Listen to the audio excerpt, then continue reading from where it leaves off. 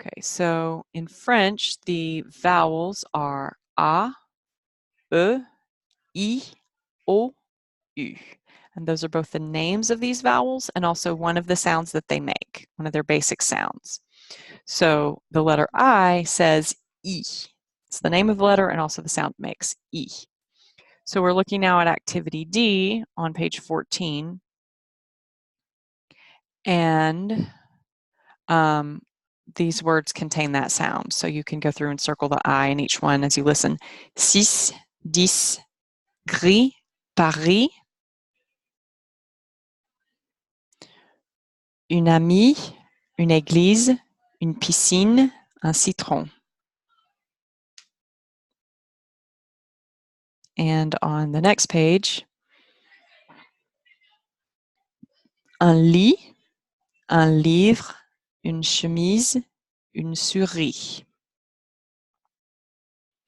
Okay, so those are examples of I. So the next sound that I want to talk about is this letter. This is the letter E. E. And it makes that sound in some words. Okay, so that spelling, if it's in a one-syllable word where it's the last letter, or if it's if it's between two consonants in the middle of a word and it doesn't have an accent mark on it. Okay, so that would be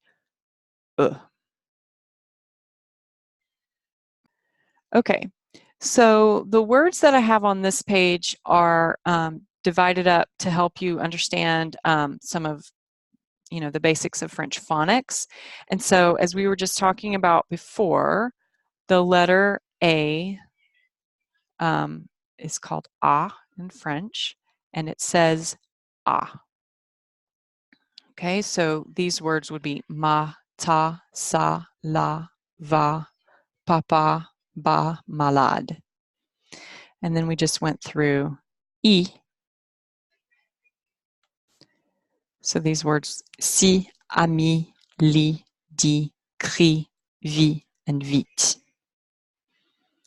Okay, so the vowels in French are A, E, I, O, and U.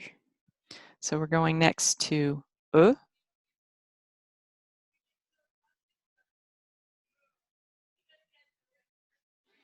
And as I was just reading on the other screen, it says E if it's the last letter in a really short one-syllable word, or if it's sandwiched between consonants and it does not have an accent mark on it. So this is a sound that E makes when there's no accent mark at all.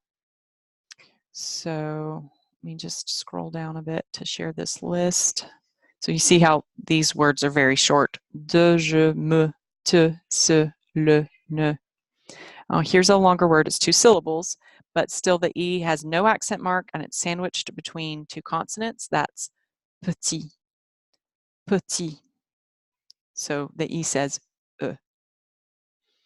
All right, so we go back again. What are our vowels? We have A, E, I, O, U. A, E, I, O, U. Okay, so we've just talked about A, E, and I. So we're going to talk about O. Here's O. Now, with an accent mark on it like this one, that's called a circumflex. If it's got that accent mark, or if it's a short word and it's the last sound in the short word, or the last sound in the syllable, as in this one, it's going to say O, O. So these words are po, do, no, mo, gros, robot, joli, tôt, hôtel, drôle. So we say O for this list. All right. Okay, and that brings us to U. So the letter U is going to say U. So in this list, we have tu, nu, vu, su. Here it is in a word with more letters. Plume, lune, salut. Okay, so then we've gone through 5 basic vowel sounds, a, e, I, o, and u. And then just to review some things that we talked about previously, the letter J or a G in front of an E or I makes the sound J. So these words, je, age, neige, jouer, nager, girafe. And we talked about that the final consonant on a French word is silent. If the last letter of a word is a consonant, it is silent unless that letter is C, R, F, or L. So, and then there are exceptions to those exceptions. So, you know, it's not a perfect rule, but it is a great guideline. It's a good baseline to start with. So these are examples of silent final consonants. Tapis, petit, trop, ni, de. And these are examples of pronounced final consonants. Avec, tel, mec, celle, actif, vif, neuf. Okay, a cognate is a word that has a very similar pronunciation or spelling between two languages and has the same meaning between those two languages. Okay, so they are words that are helpful when learning another language because when you look at it, you already know, or when you hear it, you already know what it means. So these are all examples of some food words that are cognates. We have broccoli,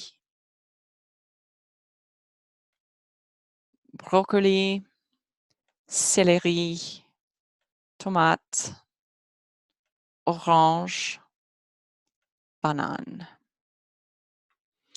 So sometimes the word, looking at it, is very easy to tell what it means in English. Sometimes if you're not used to the way that French words are pronounced, you might not recognize that something is a cognate. So that's one reason it's so useful to learn the letter sounds so that when you hear a French word, you can think about how would that word be spelled. And often that'll help you figure out what it means because there are so many cognates between French and English. So you should know that a long, long time ago, you probably studied this in history, or if you haven't yet, you will eventually in world history. So there was a French person living in Normandy, which is part of France, and he made a claim to the throne in England. So when one king died, he said, I'm supposed to be the successor to that king. And he went over to England and he fought for it and he got the throne. And so England was being ruled by a Frenchman, and the French was like the ruling class for a long period of time. So during that time, there was tons and tons of influence from the French language into English. And because of that, English derives like a third of its words directly from French. Not that they share a common ancestor, but that it came from French into English. And so that being the case, it has the most words in common with English than any other language. So unless when you talk about Latin, if you count all the little words that are specifically used just in medicine, then Latin would edge us out. But as far as an actual spoken language, French has the most cognates of any language with English. It's because of our history together. Okay, we're going to talk about whether these words are cognates or not cognates. Okay, so un citron, is that a cognate? No. How about un chien? Non. Une fleur? Oui. Un garage? Oui. Une télévision? Oui. Une lampe? Oui. Un lit? Non. Un livre? Non. Une maison? I'm going to say no because it just means house. It doesn't mean mansion. You can see the relationship between the words, just like with citron related to citrus, that's related to a lemon, but it's not straightforward enough. It doesn't mean lemon. So this is not a cognate, and we won't say maison is a cognate either. Neither is voiture.